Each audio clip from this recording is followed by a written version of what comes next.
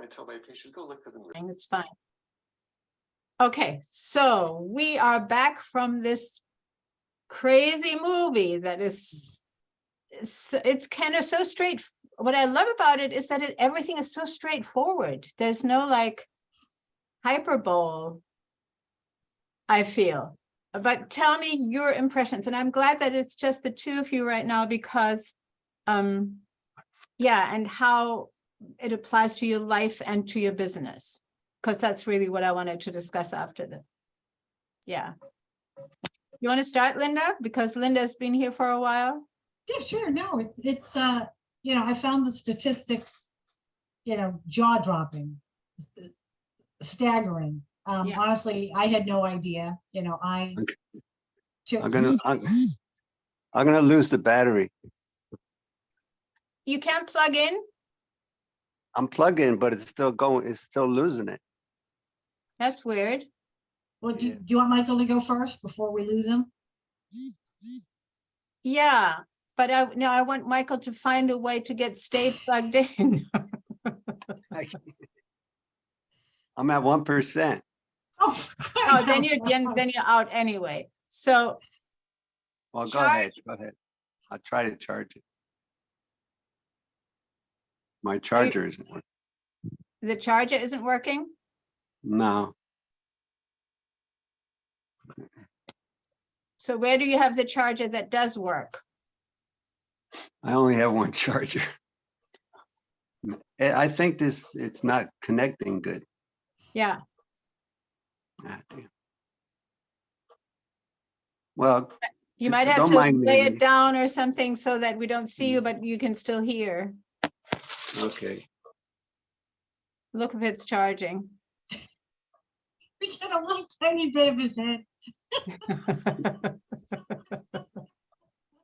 Oh, maybe it's. Well, that's how we That's the- started out with Michael. We're back to the beginning of the year. I think. You can't see me? Okay. No, that's okay though. Michael, what was your biggest impression, or what do you remember most? What you saw? Was after I seen it, now I know why I have man boobs. Aha. Drink too much milk. Uh-huh. No, it was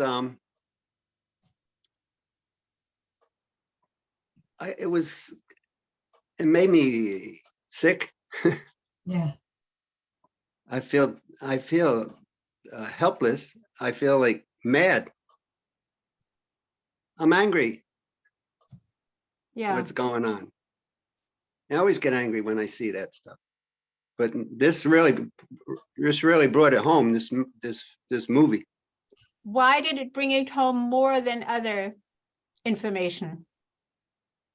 Because I guess I didn't realize the agriculture and the meat industry was doing so much harm. And also because everyone seems to be against this guy. They want to, it's a Cowspiracy conspiracy. Yeah. So That's it's very disturbing. yeah. Why was it so shocking rather than just seeing, the sadness of slaughtered animals? Because it seems like this is going, because they're destroying the world and no one's doing anything about it. Yeah. Linda, Yeah. help him out. Why is this more impactful?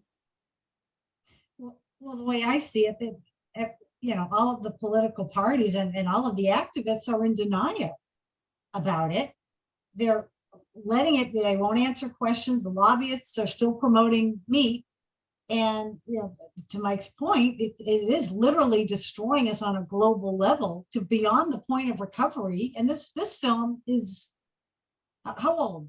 5-10 years old? And his data was almost 10 years old. Yeah, I Yeah. saw the updated version, but it's not really updated. It's still like same. Yeah.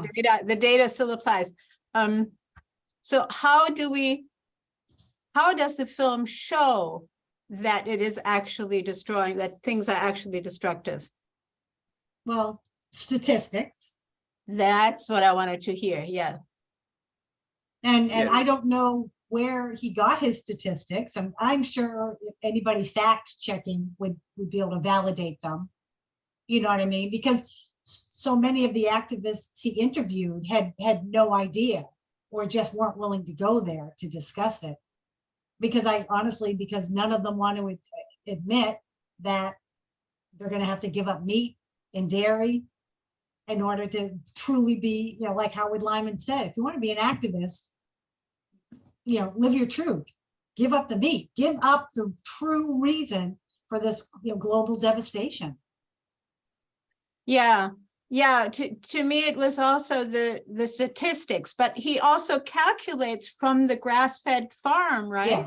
Yes. I think Which that was to me one of equally the shocking. biggest. That was even more shocking, you know, the range free and just, you know, and I had seen that clip. I hadn't seen the movie, but I saw the clip with the little girl talking about the pig, you know, and how she, oh, I love the pigs. We get, you know, or something about how she didn't name them. He said, oh, I know what. She says, well, because we kill them, you know, and it was just so matter of fact. And yet she was cuddling the pig and just every interview with the people, they just talk about how much they care for the animals, and then they turn around and, you know, the guy with the ducks picks up a couple by the neck, and I couldn't even watch that part. I just had to close my eyes, but it's horrendous. How do you make the distinction between the sentient living animal and then slaughtering it just so that it ends up on somebody's plate and feeling like that's a sustainable way to live? Because Horrendous. you believe in this food pyramid and the food Yeah. chain that Yeah. we are sharks and therefore we must eat animals that, but actually we don't eat animals that eat other animals. We eat animals that eat plants for the most part, right? Right. But yeah, it's this whole belief system of the food chain, and that's what we need. And yeah, but to me, again, you know, the statistics are the calculations are the most shocking. Gut-wrenching. Yeah. Yeah. Mm-hmm. And it's, you know, to Mike's point, you get mad, but you feel so powerless. You feel like a speck, like all the things that guy was doing to try to, you know, minimize his carbon footprint, and it's nothing compared to, you know, the methane gases being produced by cows and other livestock. Nothing. Right, and then of course the woman who laughs, oh, that's just cow farts. Oh, I know. Yeah, so, but it's of course not about the cow farts. It's about cutting the rainforest to grow the soybeans and the corn with lots of pesticides and herbicides that destroy the waters, that destroy the air and the oceans, et cetera, et cetera. So it's this whole chain, but but yeah, the water consumption is actually the statistics on the water consumption are confirmed by the factory farmers who are saying, well, this animal needs that much water every day and that much grass. And, you know, the statistics are direct from the horse's mouth, so to speak, right? From the actual farmers. That's why I think that it's so convincing and so real, because the fact that a cow uses like 1,000 times, a pound of beef uses like 1,000 times more water than a pound of spinach or whatever the other product was. And what are they feeding them? Genetically modified soy. And soy not even a part of the regular diet. And that's going, you know, and that's what you consume when you eat that animal. It's just, it's horrendous. I don't know another word. It's awful. So here is why I wanted you guys to watch this. So Michael, have you figured out a way to get the thing to charge? Yeah, it's because I was holding it, so it wasn't charged. So now it's more secure. Good. Okay. So I'm just assuming that you will stay with us now. So which is nice. why I wanted you to watch this movie and not a health related movie, like for example, What the Health, or yeah, there are others. I can't think Forks of over others. knives. Forks Over Knives, exactly, right? Because this applies to all our businesses, Yeah. not just to our personal health. And I wanted you to quickly relate to what you can do and what you can do in your business to turn this tide around. Of course, some things have already happened. Unfortunately, you know, of course, this whole going to eat insects and going to eat genetically modified food proteins, et cetera, that the big, he mentions Bill Gates in there, the guy, right? And there's not even there's not even I the circle. or any, I saw it with my own eyes, though. I saw that. yes. So, but yeah, the tide is already turning because there are so many of us that realize. And of course, ironically, like, were we saying that last night or today? One of the side effects of the pandemic is that it reduced carbon footprint Yes, for Michael a said while, that right? earlier. Yeah. However, it didn't change people's diets, so it didn't really make a difference. It just made a difference in the dust particles in the air, particularly in these big industrial cities, right? In the particles, Yeah. because they were shut down for a little bit. But yeah, transportation was still very high because all the food still had to be transported to people Right. and stores, and yeah. In any case, why I wanted you to see this is because I wanted you to relate what you're doing to turning the tide and applying what you've learned. How can we apply more of what we've just learned? Whatever we do is not going to make much of a difference. What do you mean? If this is caused by human behavior, then your human behavior is either contributing or not contributing. And if there are organizations out there that are, for example, there's a group that calls itself, you know, 1 billion vegans, right? That is literally worldwide, then every single person, of course, contributes to those numbers, just like every meat consuming person contributes to those statistics that we just saw. So that's a very, very lame explanation that, oh, it won't make much of a difference if I stop, right? So, or Well, if that's what that guy was pointing out in the beginning.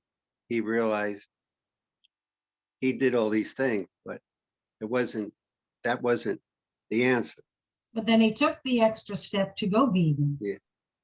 But I think the whole thing is about sustainability. So what does Yeah. that mean, sustainability? Is it for the planet? Is it for humans? Or what's sustainable? What does that well, can you mean? sustain humans without sustaining the planet? No, it looks not. Look like we can't do it. Right. So, I mean, the plant was sustainable before we had agriculture, before we had industry. I mean, the American Indians were sustainable on North America yeah, because they lived in harmony. That was sustainable, and they were eating meat. Because he very pointed little out, though. yeah, but but there weren't that many people to feed either. Yeah, Yeah. it wasn't, yeah, it wasn't That was the billions of big people. point. But there's so many that our population has tripled, quadrupled so much. There's so many people to feed. That's a big problem. Well, I did an article now, how many years ago? And I was in Saratoga Springs, I guess in 2012 or 13 for a magazine. And I got together all these statistics, and in that article, according to the statistics, similar to what they did in this movie, which wasn't out then. I came to the conclusion that we could easily, with only the parts of the world, who's whistling? That's a siren. Oh, that was too funny. I have to it's not listen to that every day. They use my street. Yeah. Oh my, I smell smoke. Sorry, No, that was a siren. so I came then to the statistical conclusion that using only the arable land that we're currently using, we could feed 50 billion people on this planet easily. 50 billion people on this planet. So that's using only the available agricultural land.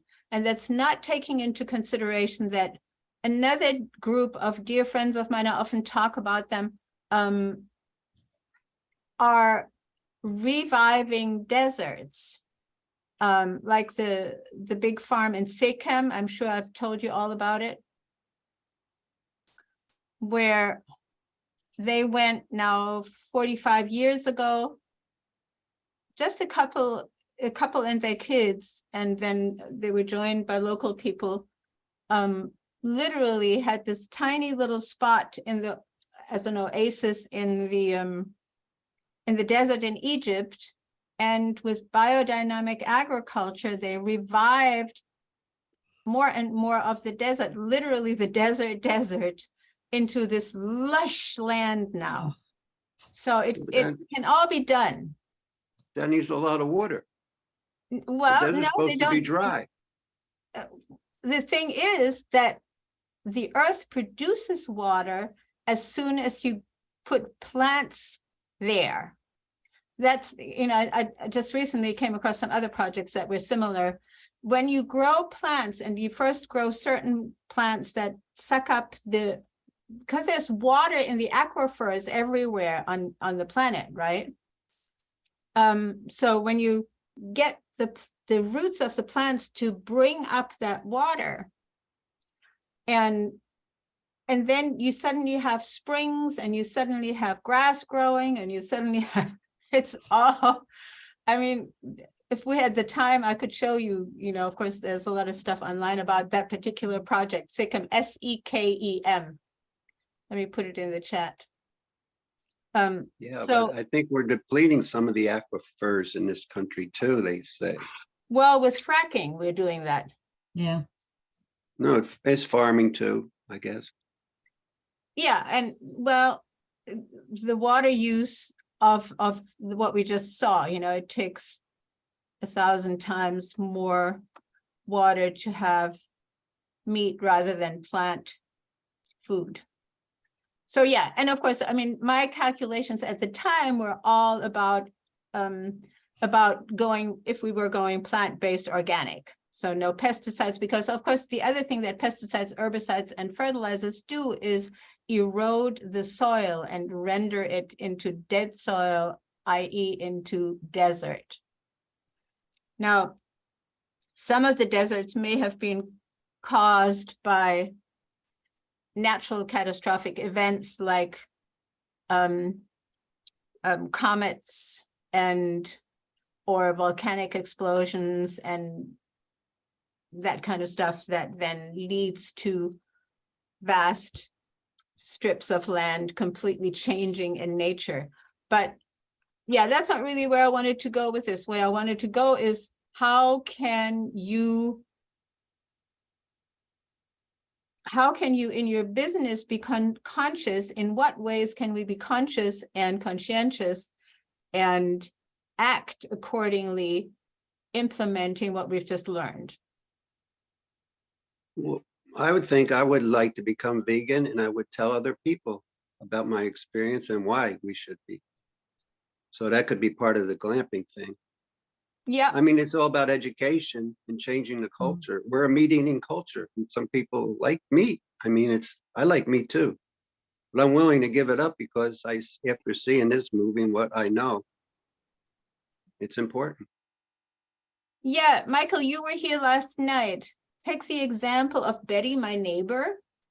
She had never eaten a vegan meal, and she had never, let alone eaten a raw vegan meal. And she totally loved and enjoyed it. Yeah, it was very tasty. I enjoyed it. There you go. So that's also, sometimes we have to give people the experience. And again, that's for you, Linda, for your client. We have to give people the experience for them to say, oh, I could do this. If this is how good it is, I could do this. So yeah, it was just, I mean, I love these examples where people get to experience and then have the intellectual aha, right? And that, of course, is true for other modalities too. For example, the breathing that we did today. If you do it, you feel what it does to you, how it gets you to be in your body warms up. And, those are all common results, that you feel warmed up. And No, you're right. You're very right, because telling some person is one thing, but for them to experience it, it makes a difference, because they can see it for themselves and they say, this is real. It's not something someone's telling me. And yeah, and it's doable. yeah. And it can be delicious. It can be an upgrade as opposed to a downgrade. I can't have this anymore. No, I don't. I don't need it. No, who needs? Because the other stuff is much better. Feel a lot better. So yeah, it's that transformation is so much easier, like you just said, Michael, when we come to it because we enjoy a transformation, as opposed to we endure a transformation. Yeah. So instead of enduring something, let's help people enjoy the transformation. You've got, like you do, you got to think outside the box sometimes. We don't. It's what it's about, right? Doing things differently. Yeah.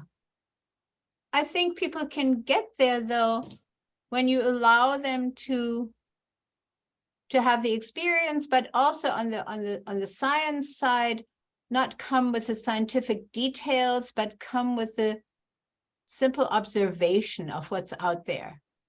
Right.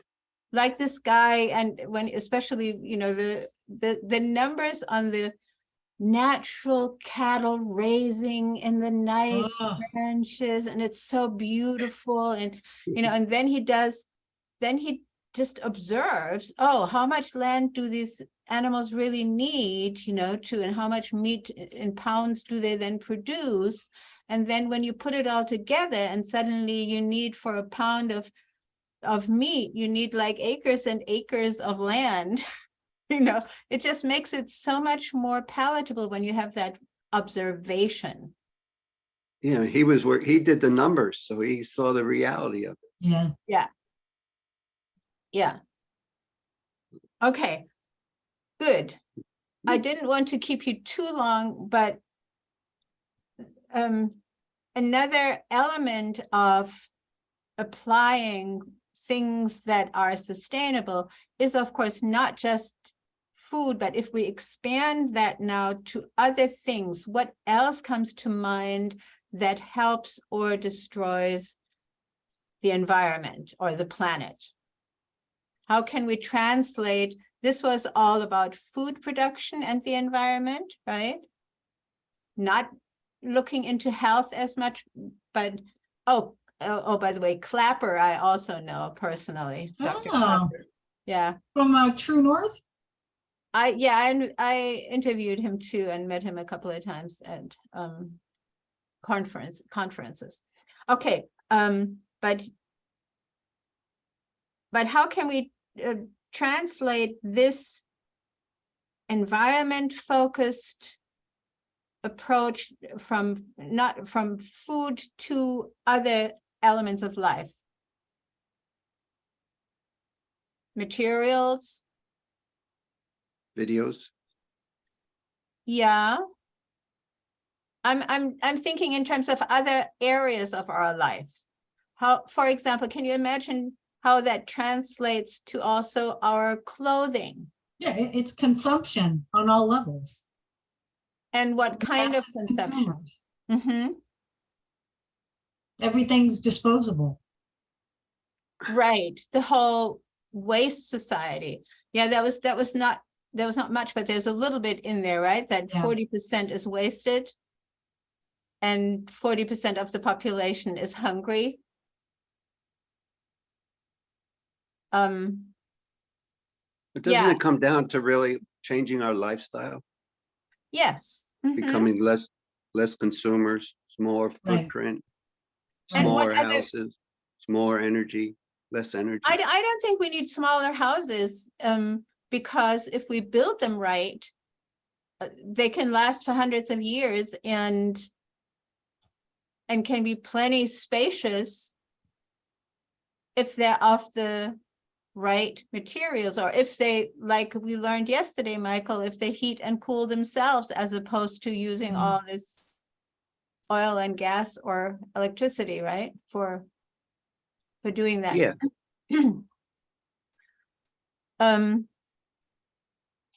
Yeah, so translating that to how does if we translate it to our clothing, what else can we say other than wastefulness? Besides clothing? On clothing, no, regarding clothing. Oh.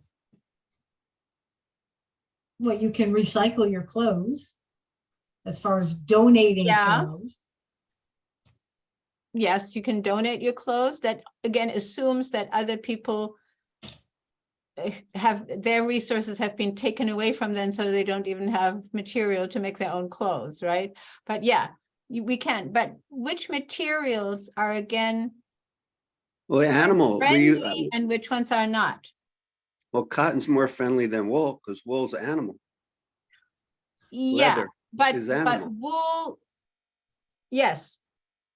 No, and- wool, you can cut the wool, but you still got to raise the animal to get the wool. Yeah, But maybe you're better off with synthetics then. I don't agree. Yeah. I think we can. Synthetics. Go ahead. No, you go ahead, Linda. No, just I mean, your body can't breathe with synthetic materials. Yes, and the planet can't breathe either, because what Right. happens to that polyester dress or that acrylic sweater when you throw it in the trash? But we just saw Cowspiracy, and he said we can't use the animals for food, or that must apply to clothing too. Well, yeah. They, However, I want to go to, yeah, I mean, of course, we can make all our clothing out of plants. I mean, we can make clothing out of bamboo and out of hemp and out of cotton and out of, yeah, so many other fibers that are just fine for making clothes. What I want to get to is the life cycle, the biodegradability, because what they were also saying, we're poisoning the oceans, right? With all the flow of from the agricultural pesticides and herbicides and fertilizers. And of course, we're suffocating the planet just as we're suffocating our bodies with synthetic fibers. So that's, to me, is another translation. or, you know, our furnishings and what I have here. I mean, I don't own this house yet. We have this horrible synthetic carpeting, and I just put natural grass fiber on top. But of course, if I owned it, I would put wood floor down, or bamboo, you know, which is also a great material, etc. So I think we don't have to, Michael, I just wanted to make that clear. I think we don't have to like go back to living primitively in the woods. We can have a high-tech life if we create the technology and the construction and the cars. Somebody again just made a whole car out of hemp, which had already been done in the 70s, but of course, you know, hidden under the, or shoved under the rug very quickly. Because you can make the body and everything, you can make really strong material out of hemp fiber, and it will not create toxins in the landfill. No, I think we should forget about cars and go back to electric railway and trains Yeah. and bicycles. Yeah, I mean, you got a point there that, you know, it's a happy way of traveling. I loved train rides as a child. And it's more community orientated. Yes, love it. Yeah, of course. Yeah. I mean, there was at a time we didn't have cars, and you only put two people in a car and you're taking up, you need a lot of road a lot of gas for two people, Yeah. just like with the animal, with the Yeah. using animals for food. Yeah. No, that's very true. And still you can make cars that run on water, are made out of hemp. And yes, the motor still has to be made out of metal, but those metals don't have to be plastic either. Right. So I'm just saying that even with everything we have, we could use materials that are earth friendly, or I call it earth compatible. Yeah, we should do that. That's what I was thinking, you know, let's all raise our awareness that it's not just the food that creates this this destruction on the planet and the extinction of the species, which is of course one of the things that we are also very little aware of, especially because then COVID hit. Just before COVID, there was a lot of talk about the sixth great extinction, right?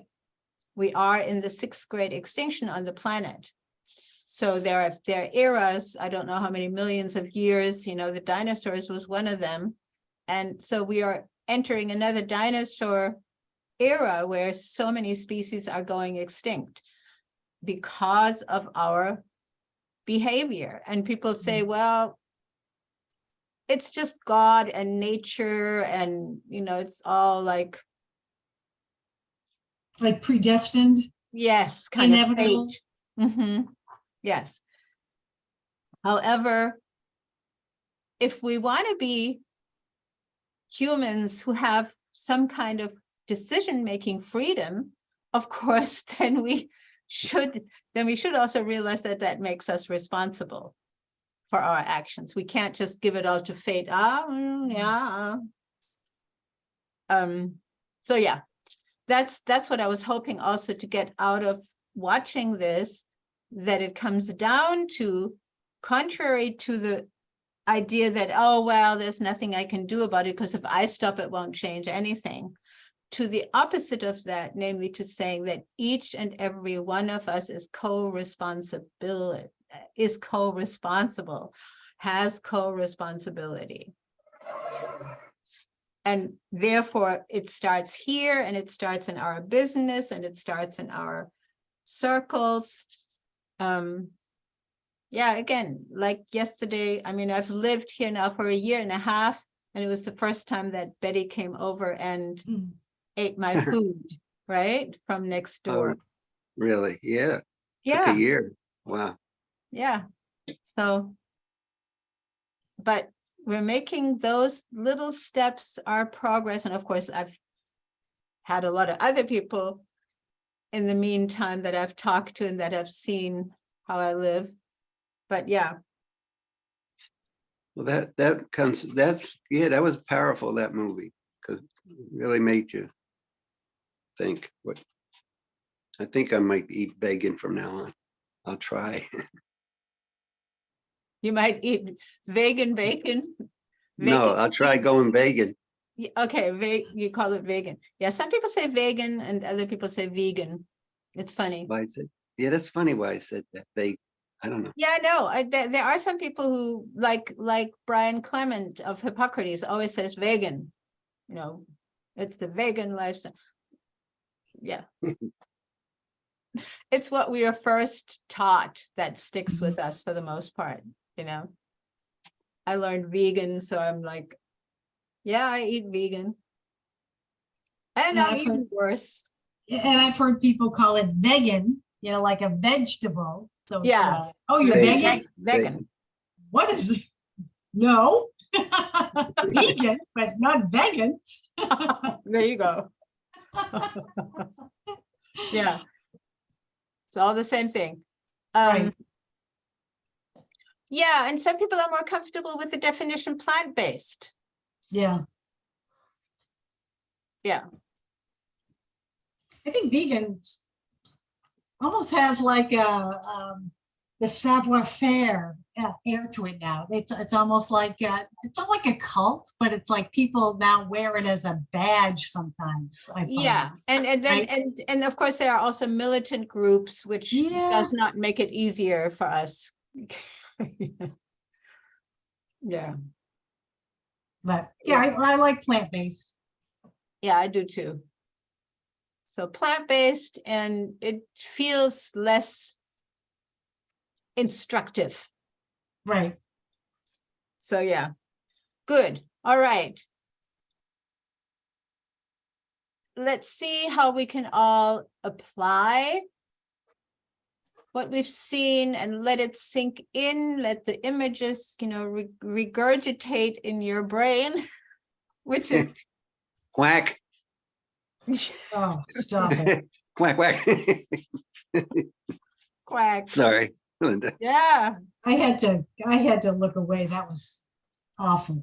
but the wonderful result where he saves the chicken, isn't Oh, that that was great. gorgeous? It's in the seat next to him. Yeah, That was the best. It's like the one good moment in that movie. but I couldn't possibly watch another one of those, so I Oh, didn't. Hello. I just love that, how that was done. Sweet. That's good movie making. yeah. Yeah. All right. Yeah, I also think the whole film is very well done because he allows himself to be thrown for a loop again and again, and then exploring further, right? Has he So- done It's anything amazing. else after? I'm sorry. No, go ahead, Mike. Go ahead. I was wondering if has he done anything else after that movie? Has he made more movies or more I'm documents? pretty sure. Let He me did just What the see. Health. There's a movie, Mike, I Oh, started watching on YouTube called What the Health. I forgot. Yeah, no way. He starts with my father had a heart attack. My grandfather had a Yes. heart attack, right? They all died of heart attacks. Yeah. Okay. Of course. Yeah, that's the same guy. You're right. So I wonder but that's also a while ago. Yeah, I don't think that's his current either. He's probably working on something else.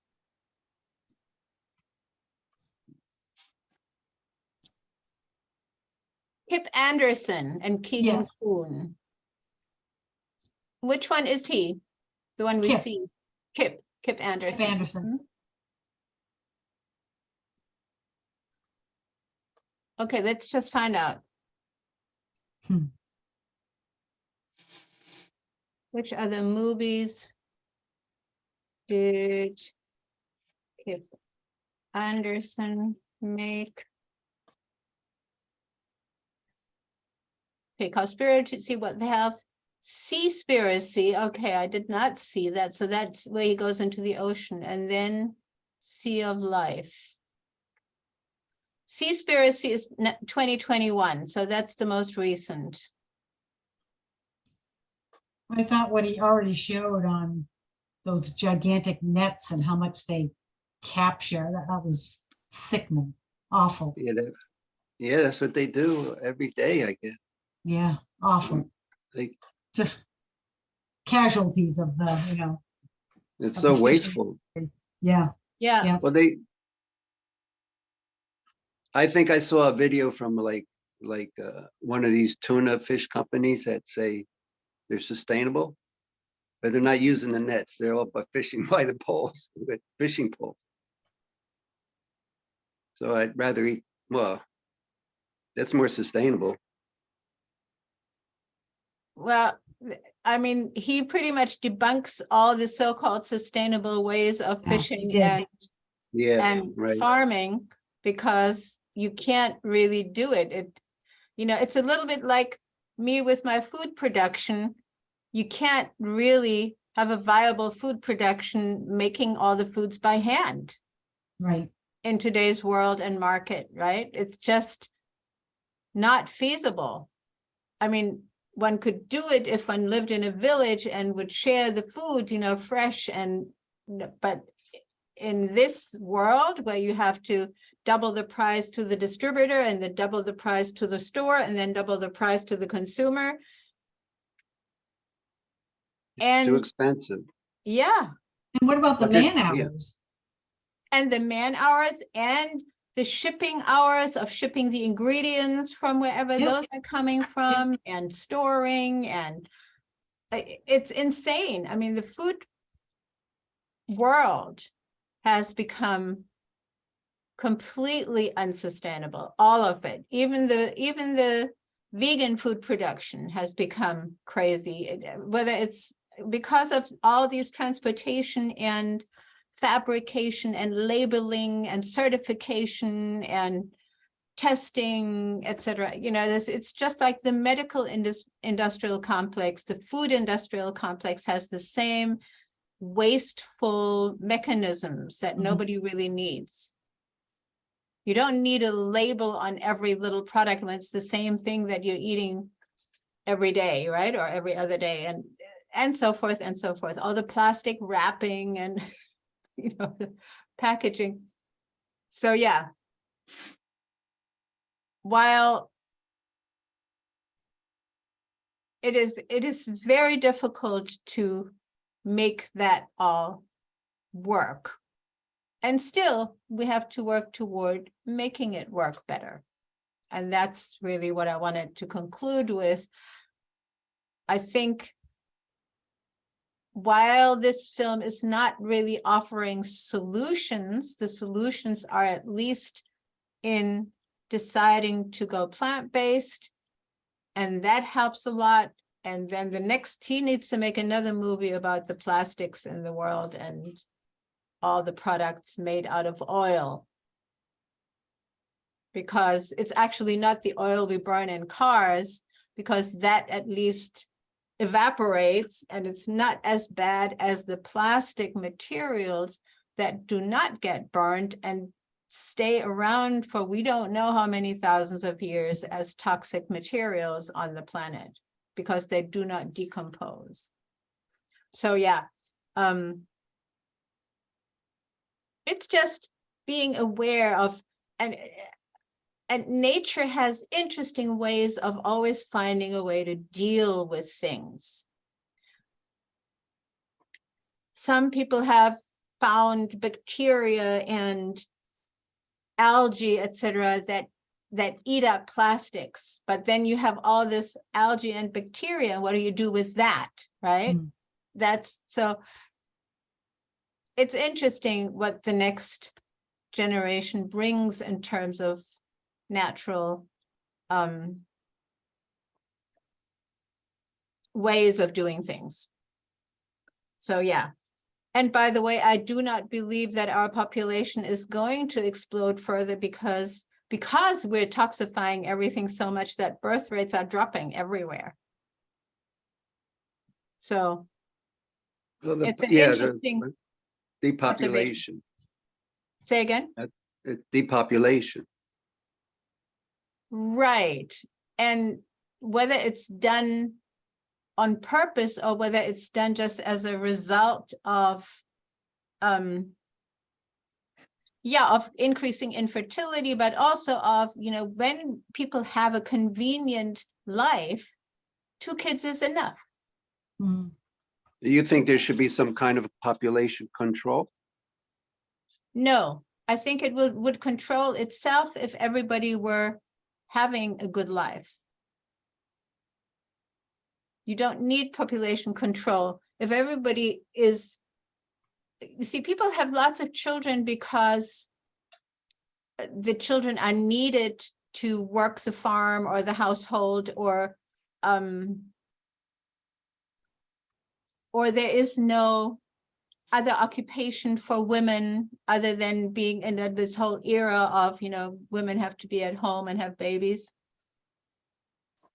Rianne Eisler makes a really great point in her book, The Chalice and the Blade, that the era before this patriarchal era had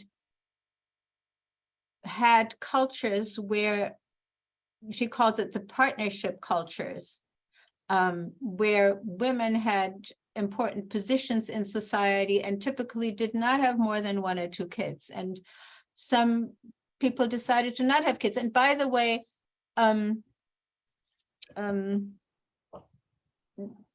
preventative measures to having children are found in all cultures, and they're not the chemical pill, but they're herbal medicines. There are all sorts of means of allowing humans to have a healthy sex life without having lots of children.